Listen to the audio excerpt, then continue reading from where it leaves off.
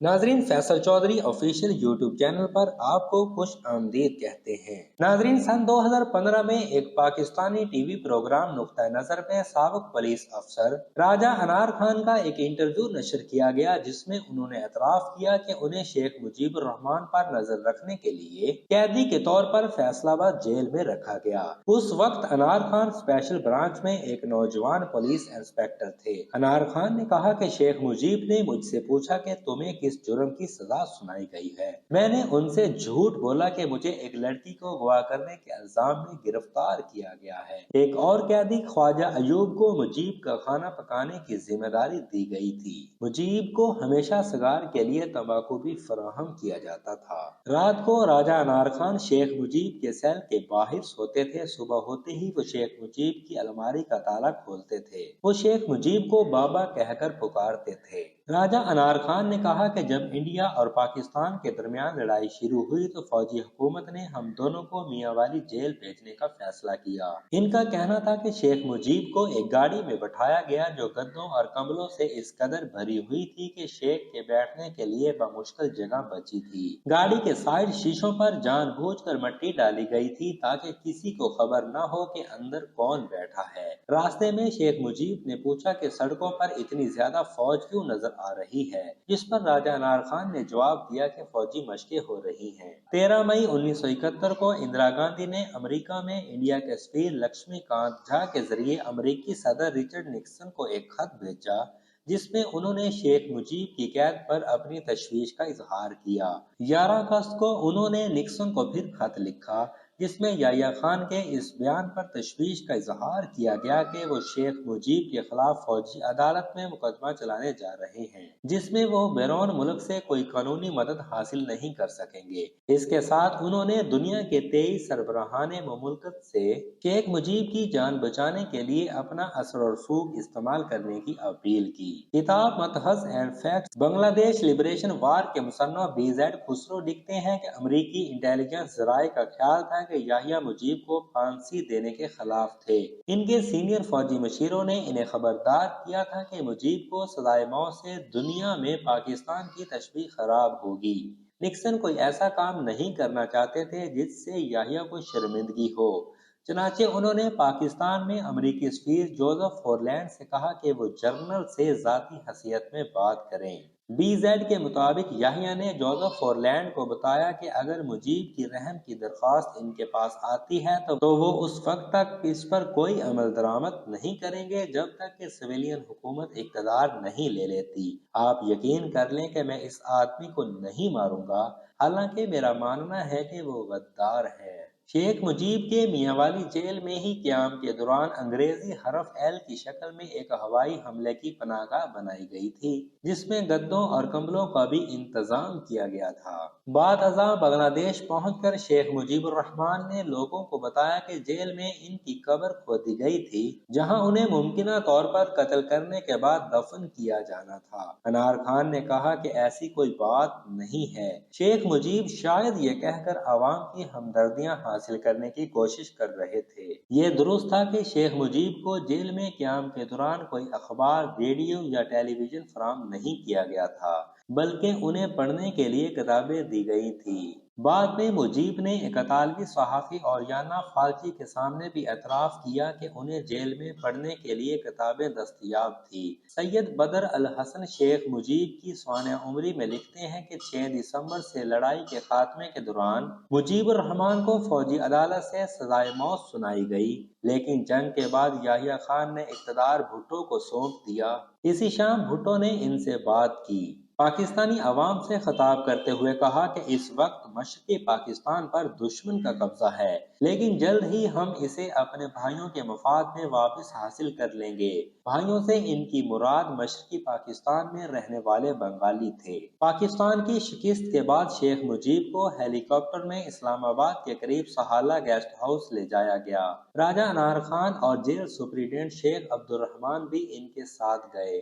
बाद अज़ा अल्ताफ गौहर, जो पाकिस्तान के साबिक सदर अयूब खान के सेक्रेटरी इत्तलाआत थे, को भी इसी गेस्ट हाउस के कमरे में नजरबंद कर दिया गया जहां शेख मुजीब कभी ठहरे थे। उन्होंने बाद में लिखा, मैं इसी बिस्तर पर सो रहा था اور وہی کمبل استعمال کر رہا تھا جو مجیب نے کبھی استعمال کیا تھا۔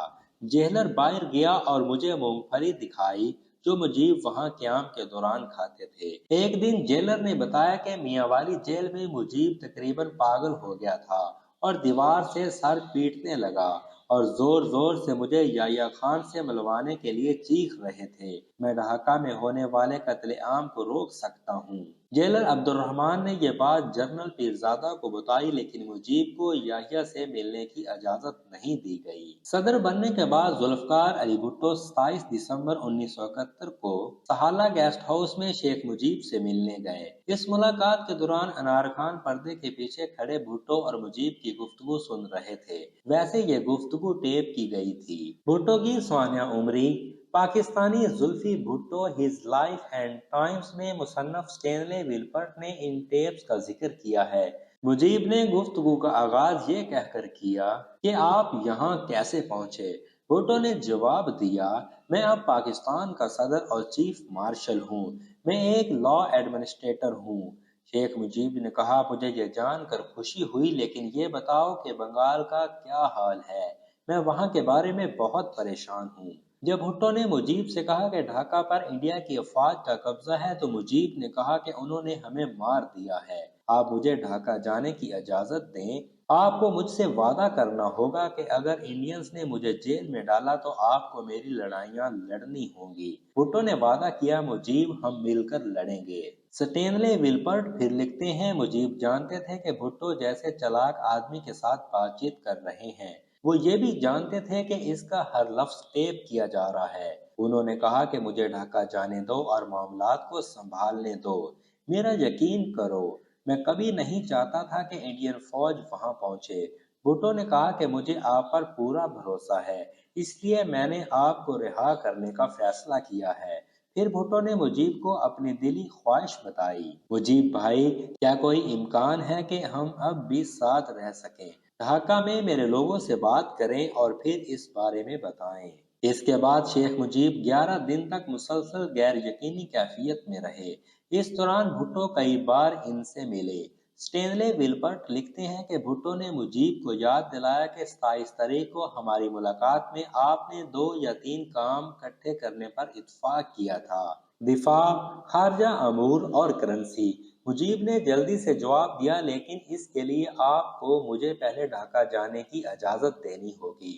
بھٹو نے ایک اور چال چلی اور کہا کہ آپ صدر، وزیر اعظم، جو بھی عہدہ چاہو لے لو، میں سیاست سے ریٹائرڈ ہو جاؤں گا۔ بنگلہ دیش کے سابق وزیر خارجہ کمال حسین نے مجھ سے بات کرتے ہوئے شیخ مجیب اور بھٹو کے درمیان جاری اس مشاورت کی ایک اور تفصیل بتائی۔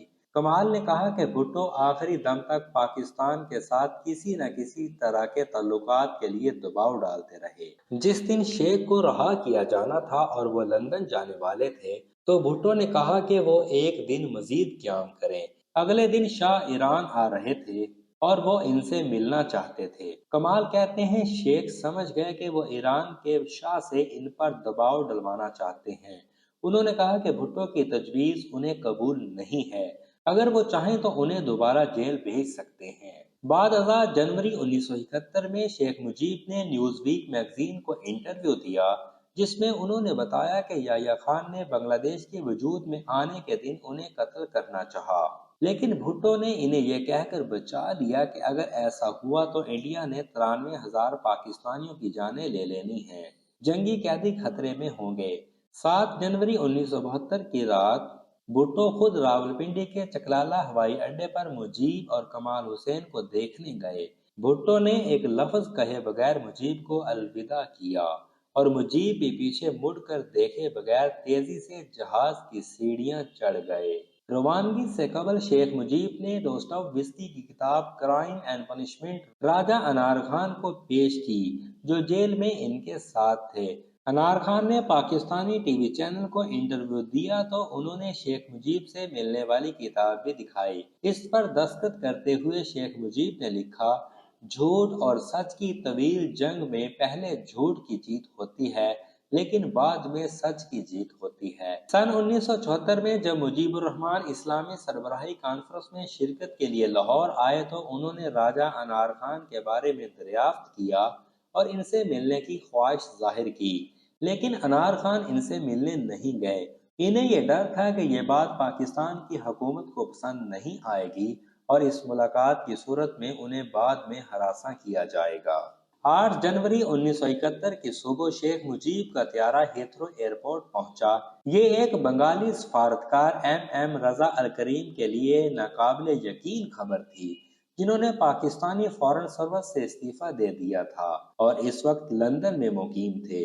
انہوں نے اپنی پرانی چھوٹی کار نکالی اور پوری رفتار سے ہیتھرو ایئرپورٹ کی طرف بھاگے۔ اپنی تیز رفتار سانسوں پر قابو رکھتے ہوئے جب وہ ہیتھرو ایئرپورٹ کے VIP لانچ میں پہنچے تو انہوں نے وہاں شیخ مجیب کو سگار پیتے ہوئے دیکھا۔ ڈاکٹر کمال حسین اور شیخ مجیب کے ساتھ پاکستان کے کچھ افسران بھی وہاں موجود تھے۔ جیسے ہی ان اہلکاروں نے کریم کو دیکھا تو شیخ مجیب کو سلام کیا اور کچھ کہے بغیر باہر نکل گئے۔ سید بدر الحسن اپنی کتاب باغی سے بانی شیخ مجیب الرحمن میں لکھتے ہیں کہ شیخ مجیب کی جان میں اس وقت جان آئی جب انہوں نے بنگالی سفارتکار رضا الکریم کو VIP لانچ میں دیکھا۔ وہ غصے سے ان سے سوال کرنے لگے۔ ان کا پہلا سوال تھا کہ کیا یہ سچ ہے کہ بنگلہ دیش اب ایک آزاد ملک ہے؟ احسن لکھتے ہیں کہ برطانوی حکومت نے شیخ مجیب کے لیے ایئرپورٹ پر رولز رائس کار بھیجی تھی، لیکن مجیب ایک چھوٹی کار میں ہوٹل پہنچے۔ دوپہر تک مجیب نے برطانوی وزیر اعظم ایڈورڈ ہیتھ اور قائد حزب اختلاف ہیرالڈ ولسن سے ملاقات کی۔ پاکستانی فوج کے ہاتھوں گرفتار ہونے کے بعد پہلی بار ڈھاکہ فون کیا اور اپنے اہل خانہ سے بات کی۔ وہ لکھتے ہیں کہ شام کو ان کی پریس کانفرنس میں سینکڑوں صحافی موجود تھے۔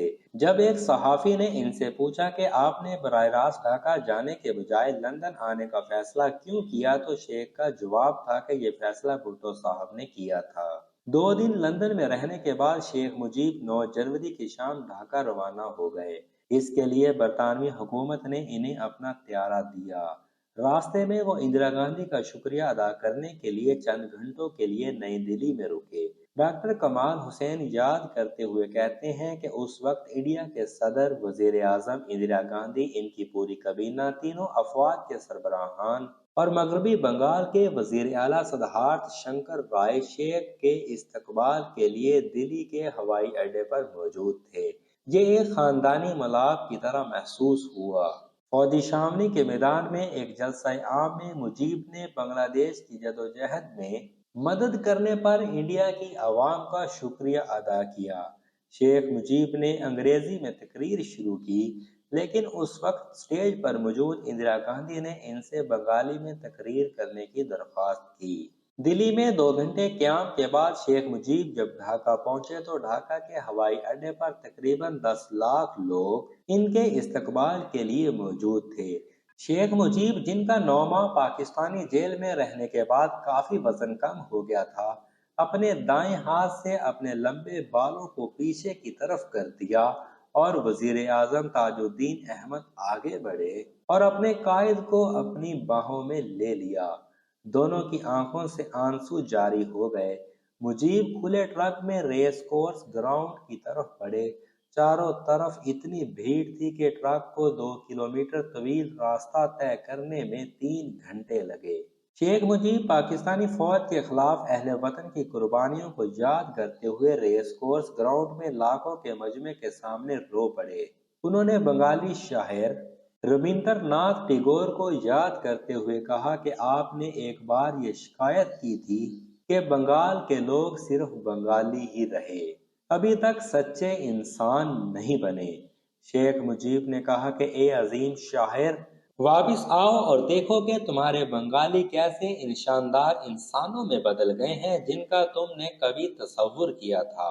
اس تقریر کے دوران انہیں بھٹو سے کیا گیا وہ وعدہ بھی یاد آیا جس میں انہوں نے کہا تھا کہ وہ اپنے لوگوں سے پوچھیں گے اور بتائیں گے کہ بنگلہ دیش اور پاکستان کے درمیان مستقبل میں کیا تعلقات ہوں گے۔ انہوں نے بھٹو کو مخاطب کرتے ہوئے کہا کہ بنگلہ دیش اور پاکستان کے تعلقات اب سے وہی رہیں گے جو 2 خود مختار ممالک کے درمیان ہوتے ہیں۔ ناظرین، اس کے ساتھ ہی ہم آپ سے اجازت چاہتے ہیں۔ ہماری مزید ویڈیوز کے لیے ہمارا چینل سبسکرائب کیجیے اور بیل کے نشان کو دبا دیجیے۔ شکریہ۔